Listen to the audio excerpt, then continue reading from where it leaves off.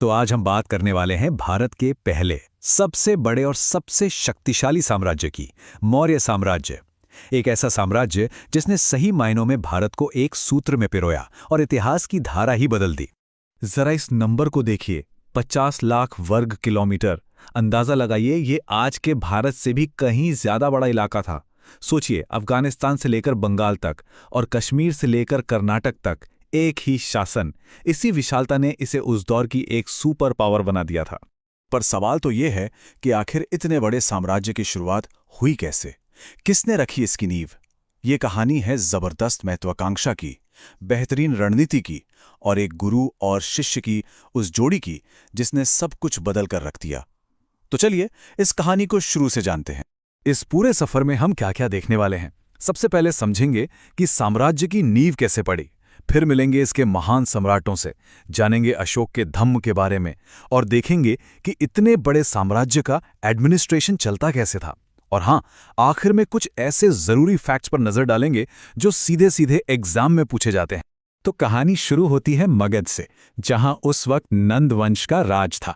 नंद वंश ताकतवर तो था, लेकिन जनता में बिल्कुल भी लोकप्रिय नहीं था। और बस यहीं से भारत के पहले सेंट्रलाइज्ड यानी केंद्रीकृत शासन की जमीन तैयार हुई। और इस पूरे ऐतिहासिक बदलाव के हीरो थे दो लोग, एक नौजवान चंद्रगुप्त मौर्य और उनके जीनियस गुरु चाणक्य। चाणक्य की बेजोड़ रणनीति और चंद्रगुप्त की हिम्मत, इन दोनों ने मिलकर 322 ईसा पूर्व में नंदवंश के आखिरी शासक धनानंद को हराया और पाटलिपुत्र के सिंहासन पर मौर्य वंश का झंडा गाड़ दिया। चंद्रगुप्त ने तो एक मजबूत नींव डाल दी थी, पर इस साम्राज्य को असली बुलंदी पर पहुंचाया 3 महान शासकों ने। चलिए एक एक करके देखते हैं कि कैसे इन 3 पीढ़ियों ने इस साम्राज्य को बनाया और फैलाया। ये क्रोनोलॉजी बहुत सीधी और सिंपल है और एग्जाम के लिए जरूरी भी। सबसे पहले संस्थापक चंद्रगुप्त मौर्य, उनके बाद आए उनके बेटे बिंदुसार और फिर आए भारतीय इतिहास के सबसे महान सम्राटों में से एक सम्राट अशोक। अच्छा, अब इनके काम देखिए। चंद्रगुप्त ने सिकंदर के जनरल सेल्यूकस निकेटर को हराकर नॉर्थ वेस्ट के इलाकों को सुरक्षित किया। उनके बेटे बिंदुसार, जिन्हें अमित्रघात भी कहते थे, मतलब दुश्मनों का नाश करने वाला, उन्होंने साम्राज्य को दक्षिण भारत तक पहुंचाया। पर कहानी में सबसे बड़ा मोड़ तब आया जब अशोक ने कलिंग पर जीत हासिल की, एक ऐसी जीत जिसने सब कुछ बदल दिया। और अब आते हैं मौर्य साम्राज्य के सबसे अहम हिस्से पर, सम्राट अशोक का धम्म।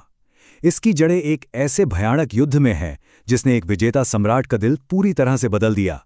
साल था 261 ईसा पूर्व, कलिंग का युद्ध, इतिहास के सबसे खूनी युद्धों में से एक। कहते हैं 1 लाख से ज्यादा लोग मारे गए थे और अनगिनत घायल हुए। उस युद्ध के मैदान पर हुए नरसंहार ने अशोक को जड़ से हिलाकर रख दिया। जानते हैं युद्ध की उस तबाही को देखकर अशोक ने क्या किया? उन्होंने हमेशा हमेशा के लिए तलवार छोड़ दी। उन्होंने सैन्य विजय की नीति, जिसे भेरी घोष कहते हैं, उसे त्याग दिया और अपनाया धम्म घोष को। यानी अब वो हथियारों से नहीं बल्कि नैतिकता और धर्म के रास्ते से लोगों के दिलों को जीतेंगे। तो ये अशोक का धम्म था क्या? ये कोई नया धर्म नहीं था। एग्जाम में ये सवाल अक्सर आता है, तो याद रखिए, ये असल में नैतिक नियमों का एक सेट था। अहिंसा, बड़ों का आदर, सभी धर्मों के लिए सहिष्णुता और लोगों की भलाई। और इसे फैलाने के लिए उन्होंने अपने संदेशों को पत्थर के बड़े बड़े शिलालेखों और स्तंभों पर खुदवाया ताकि हर कोई उन्हें पढ़ सके। अब देखिए, इतना बड़ा साम्राज्य सिर्फ अच्छे विचारों से तो नहीं चल सकता। उसे चलाने के लिए एक सॉलिड एडमिनिस्ट्रेटिव मशीनरी चाहिए थी। और मौर्यों का एडमिनिस्ट्रेशन इतना जबरदस्त था कि आज भी ये एग्जाम्स का एक हॉट टॉपिक है। सिस्टम पूरी तरह से सेंट्रलाइज्ड था। सबसे ऊपर सम्राट, उनकी मदद के लिए मंत्री परिषद, फिर पूरे साम्राज्य को 4 बड़े प्रांतों में बांटा गया था, जिन्हें कुमार यानी राजकुमार चलाते थे। उसके नीचे जिले और फिर सबसे छोटी इकाई गांव, मतलब शासन की पकड़ एकदम जमीनी स्तर तक थी।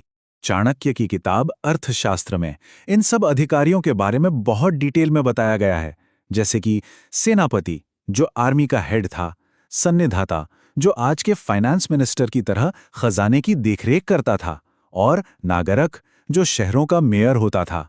है ना एक वेल ऑर्गेनाइज्ड सिस्टम? और शहरों का मैनेजमेंट तो और भी कमाल का था। यूनानी राजदूत मेगस्थनीज ने बताया है कि पाटलिपुत्र जैसे बड़े शहरों को चलाने के लिए 6 कमेटियां बनी थीं और हर कमेटी का काम बटा हुआ था। इंडस्ट्री से लेकर विदेशियों की देखभाल, जन्म मृत्यु का रिकॉर्ड, ट्रेड और टैक्स कलेक्शन तक। सोचिए उस जमाने में इतना मॉडर्न सिस्टम। तो चलिए अब जरा ये भी देख लेते हैं कि इस इतने अच्छे एडमिनिस्ट्रेशन के अंडर आम लोगों की जिंदगी कैसी थी, उनकी इकोनॉमी और सोसाइटी कैसी थी। इकोनॉमी का बेस तो खेती ही थी और राज्य एक बहुत ही व्यवस्थित तरीके से टैक्स वसूलता था। व्यापार के लिए चांदी के सिक्के चलते थे जिन्हें पण कहा जाता था। समाज की बात करें तो मेगास्थनीज के मुताबिक ये काम धंधे के आधार पर 7 वर्गों में बटा हुआ था और धर्म के मामले में माहौल काफी टॉलरेंट था। हिंदू, बौद्ध, जैन सब धर्म साथ साथ थे। हाँ, अशोक के समय बौद्ध धर्म को स्टेट का सपोर्ट मिला जिससे वो तेजी से फैला। चलिए अब फटाफट एक क्विक रिवीजन करते हैं वो सारे फैक्ट्स जो एग्जाम में सीधे सीधे पूछे जा सकते हैं। बिल्कुल ध्यान से सुनिएगा। मौर्य काल के बारे में जानकारी के 2 सबसे बड़े सोर्स कौन से हैं? पहला चाणक्य का अर्थशास्त्र और दूसरा मेगास्थनीज की इंडिका। इसे ऐसे याद रखिए, अर्थशास्त्र मतलब राजनीति और इंडिका मतलब इंडिया का समाज, जैसा मेगास्थनीज ने देखा। मौर्य साम्राज्य की राजधानी क्या थी? पाटलिपुत्र, आज का पटना। इसके संस्थापक कौन थे? चंद्रगुप्त मौर्य अपने गुरु चाणक्य की मदद से। और मौर्य साम्राज्य का अंत कैसे हुआ? आखिरी शासक बृहद्रथ को उसी के सेनापति पुष्यमित्र शुंग ने मार दिया और फिर शुंग वंश की शुरुआत की। और अब आखिर में एक सवाल कि अशोक के बाद इतना महान साम्राज्य आखिर बिखर क्यों गया? क्या अशोक के उत्तराधिकारी कमजोर थे, या उनकी शांति की नीति ने सेना को कमजोर कर दिया, या फिर इतनी बड़ी ब्यूरोक्रेसी और सेना का खर्च ही बहुत ज्यादा हो गया था? ये एक ऐसा सवाल है जिस पर आज भी इतिहासकार बहस करते हैं।